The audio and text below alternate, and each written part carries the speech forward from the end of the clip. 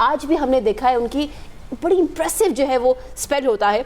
Aamir if I ask you, नई ball, middle over, death, इतने impressive, इतने लीथल, हमारे पास कब आएगा ऐसा बॉलर? देखिए, ग्रूम करने की ज़रूरत है। हमारे पास फास्ट बॉलर्स की बैटरी बहुत आई। अगर आपको याद होगा पहले 2 सीज़न जो PSL के हुए, हमने बड़े फास्ट बॉलर जो हैं उनको शोकेस किया, but unfortunately they got lost. उनकी ग्रूमिंग नहीं हुई, उसके बाद जो उनका पोटेंशियल था उसके मुताबिक भी नहीं वो आ सके। आई थिंक वो हमारा जो जब आप कोचिंग ह्यूमन रिसोर्स की बात कर रहे हैं, वो इतना ज़्यादा एबल नहीं है। वो आके अब एक्सपोज हो गया कि आपके पास जब इतने ज़्यादा फास्ट बॉलर आए और आप उनको ग्रूम ना कर सके, वो आए, वो आके इम्पैक्ट क्रिएट करें and then they get lost in oblivion. So बात वही आ जाती है कि हमें ग्रूम करने की ज़रूरत है। टैलेंट बहुत ज़्यादा है, टैलेंट हमारे पास बहुत ज़्यादा है। और बुमराह का अगर आप ये देखें कि नया बॉल वो करते हैं अपने फुल रन अप के साथ, जब वो मिडल ओवर्स में आते हैं वो अपना रन अप जो है उसको कट करते हैं। छोटे रन अप के साथ वो उनकी कंसंट्रेशन होती है कि मैंने यॉर्कर मारने हैं।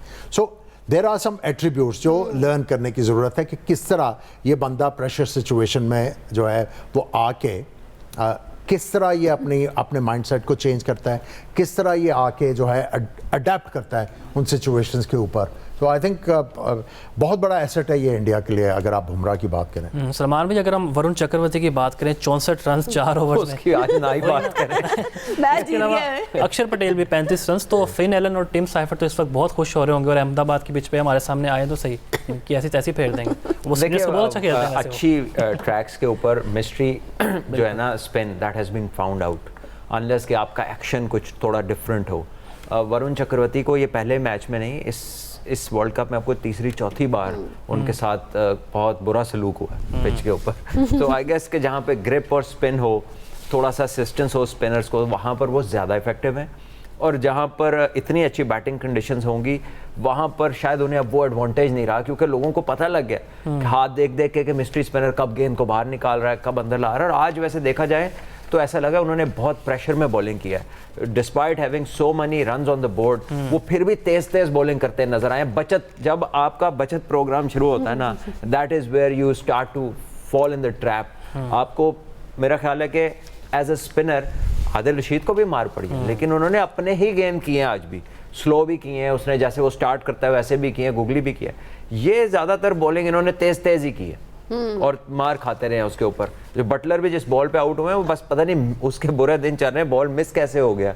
मारा उन्होंने शॉट सही था, just miss the ball and he got bowled. So I think there are things for to learn for Chakravarthy. ज़ाहिर हर बंदा इवॉल्व होता है, जब उन्हें पता चलेगा कि यार ये तो अब इन पिचों पे तो ऐसा होना शुरू हो गया है, तो he will have to do something to retain his place. ये दोनों जो स्पिनर थे, अक्सर भी मार पड़ी इनको, लेकिन दोनों की अगर विकेटों को हम जायजा लें, दोनों ने ढीले बॉल किए, बहुत ही स्लो बॉल किए, जिसमें बैट्समैन को डिसीव करके।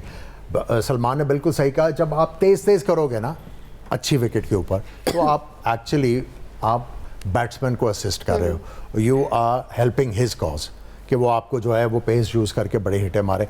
एक और जो कल हमने बात की थी कि इंग्लैंड को यहाँ पे 3 फास्ट बॉलर खिलाने की ज़रूरत है। बिल्कुल। ओवर डिपेंडेंस ऑन स्पिनर जो है ये आड़े भी आ सकता है, क्योंकि ग्राउंड छोटी है, पिच भी बहुत ज़्यादा ट्रू थी।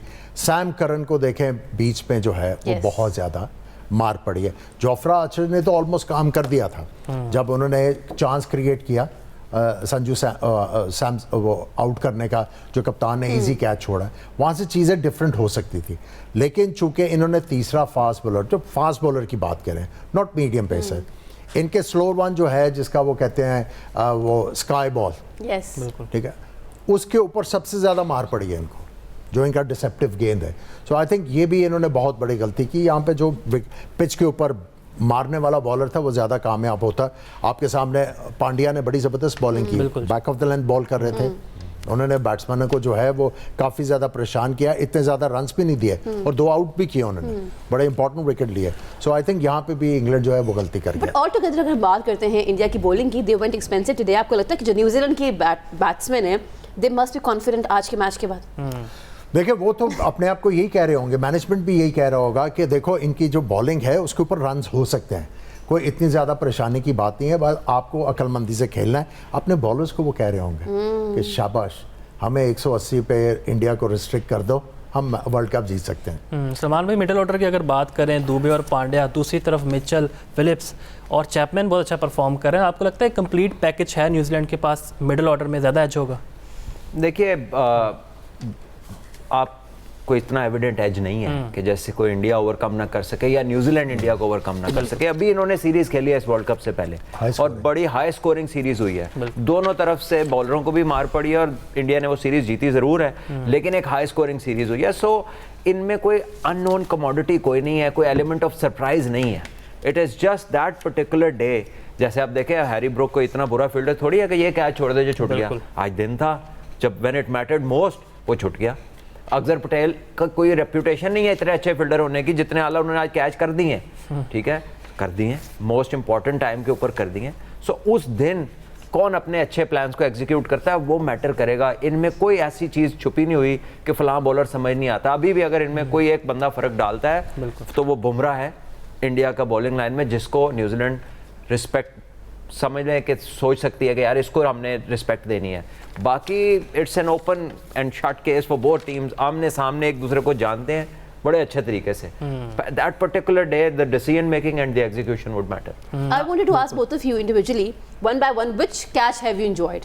दोनों इनिंग्स हमारे सामने हैं। देखिए, ऑब्वियसली हैरी ब्रूक का जो कैच था, जितना उन्होंने जो डिस्टेंस कवर किया, उसके बाद ओवर द शोल्डर गेंद के ऊपर आंखें रखनी जो है वो बड़ा मुश्किल होता है। लेकिन दूसरा कैच भी आउटस्टैंडिंग था। अब देखें, टीम वर्क था। वो दूसरा कैच बड़ा मजा आया, coordination. Which one have you enjoyed? दूसरा कैच जो है ना, उसकी एक बुरी बात है कि जिसने सारी मेहनत की उसके नाम पे कैच ही नहीं लग रहा। वो कैच उसका लगेगा जो ऐसे खड़ा होकर जिसने पकड़ लिया। So I think somewhere along the lines, जहाँ एमसीसी बड़े रूल्स बनाती है, थोड़ा सा इस पे गौर किया जाना चाहिए कि जिस बंदे ने हार्ड यार्ड्स किए, कैच पकड़ा, बाउंड्री के पार अपने आप को बैलेंस किया और दूसरे को इनेबल किया कि कैच पकड़ो तक कि हमारी टीम को विकेट मिल जाए, उसका नाम ही नहीं आया पूरी कार्रवाई। बहुत बड़ी विकेट। हाँ, वो बहुत बड़ी विकेट थी। So I think this is something to think about for the rule makers. और चैंपियंस ट्रॉफी फाइनल में आमिर भाई, आपको पता है इंडिया ने जिस तरह न्यूजीलैंड को हराया, अब हंगर कहीं ना कहीं काम तो आएगी न्यूजीलैंड के कि जो पुराना बदलाव हमने लेना है इनसे लास्ट में। देखिए, न्यूजीलैंड जो है उसको काफ़ी ज़्यादा पॉइंट टू प्रूव है, क्योंकि ये पहला मौका नहीं है कि वो आईसीसी टूर्नामेंट के फाइनल में आए। समहाउ ये फाइनल में आके, सवाए 2019 वर्ल्ड कप जो था जहाँ पे लगा कि जो न्यूजीलैंड है मैच जीत जाएगी, other than that anti climax हुआ है, बिल्कुल वन साइडेड मैचेस हुए हैं। ऑस्ट्रेलिया जो यूएई में T20 का वर्ल्ड कप जीता, उसमें न्यूजीलैंड बिल्कुल जो है वो दे वर ऑन द मैट। और भी अगर आप वर्ल्ड कप का जो फाइनल ऑस्ट्रेलिया में हुआ उसमें भी दे वर ऑन द मैट। तो अब ये आपने जो चैंपियंस ट्रॉफी की बात की है, सो आई थिंक ये इनके पास बहुत बड़ा मौका है टू रिडीम देमसेल्व्स, यहाँ पे वर्ल्ड कप जीते। और मैं समझता हूँ डीप डाउन जो क्रिकेट के जो फैंस हैं वो भी दिल में उनका होगा कि यार they actually deserve to win an ICC tournament New Zealand. और हम जब बात कर ही रहे हैं मैच की, संजू सैमसन की अगर हम बात करते हैं, बेस्ट बैटिंग स्ट्राइकर की हम जब बात करें, लेडीज एंड जेंटलमैन, 201 का स्ट्राइक रेट रहा है सलमान इनका इस वर्ल्ड कप में, but Finn Allen on the other hand also 203। सो दोनों जनाब आमने सामने। देखिए, battle again on the day किसकी लगती हैं, दोनों की लगती हैं, तो साथ कौन ज़्यादा अच्छा देता है, तो it's something that will matter कि ऑन द डे क्या होता है। अभी तो देखे टॉप फॉर्म में दोनों ही, आज भी बड़ी इनिंग खेली, पिछले में भी फिन एलन ने 33 में 100 कर दिया, not out. So confidence would be at its very high, maximum पे होगा इस वक्त। बट अगेन वो फाइनल प्रेशर, नर्व्स की गेम है। सो whoever जो ज़्यादा बेहतर कंट्रोल करेगा अपनी नर्व्स पे, ज़रा एसाब को अपने काबू में रखेगा, बेहतर फैसले करेगा, बेहतर एग्जीक्यूट करेगा, that will come out as the winners. Final एक बड़ी डिफरेंट ब्रीड है, बड़ी बड़ी टीमें फाइनल में पहुंचती है ना, they play very different cricket in the finals. लेकिन अगर आप साइफर्ट और इनकी बात करें, तो अगर आप सलमान से भी ये क्वेश्चन करेंगे, मेरे से भी क्वेश्चन करेंगे, who would you select? Yes, वो Sanju Samson. Have you enjoyed his innings more than Finn Allen? देखिए, ऑल्दो के वेरी डिफरेंट प्लेयर्स, लेकिन अगर आप प्रोबेबिलिटी देखें कि किसके चांसेस ज़्यादा हैं टू डिस्टर्ब द ऑपोजिशन, तो वो संजू सैमसन की जो क्रिकेट है वो परसेंटेज क्रिकेट है, वो हाई रिवॉर्ड लो रिस्क है। whereas Finn Allen is high risk and you know reward कभी कभी है, कभी कभार वाला। इतना उसमें कह लें कि इतनी consistency you can not expect that 33 ball 100s to be every now and then.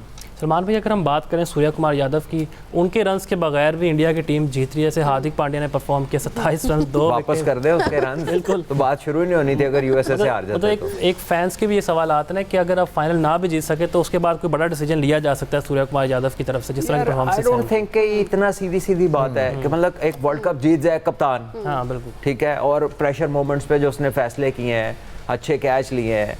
देखिए ये अप एंड डाउन होता रहता है, कभी किसी की परफॉर्मेंस होती है, कभी नहीं होती, इसकी मिक्स्ड परफॉर्मेंस है। It's not a poor world cup. 250 के करीब उसने रन्स कर दिए हैं वर्ल्ड कप में। T20 का वर्ल्ड कप हो रहा है, ये वो नहीं है कि कोई वनडे के वर्ल्ड कप में भी 250 वाला बंदा कंसिडर हो जाता है कि यार इसके ठीक रन है। तो ये तो T20 का वर्ल्ड कप है जहाँ पे आपने जाते ही रिस्क लेना है। एंड आई डोंट थिंक कि कोई ऐसी चीज़ होगी कि they will have to make it a call. हाँ, इस वर्ल्ड कप से पहले जब वो थे काफ़ी ज़्यादा फॉर्म से बाहर थे, तो वो उस वक्त एक बात ज़रूर चली थी, लेकिन वहाँ पे भी इंडिया ने शुभमन गिल को बाहर किया, क्योंकि दोनों स्ट्रगल कर रहे थे। बिल्कुल जी, परफॉर्मेंस में उतार चढ़ाव तो होता है, लेकिन डिसीजन मेकिंग सबसे ज़्यादा ज़रूरी है। इस पर बात करेंगे एक शॉर्ट ब्रेक के बाद। Stay with us.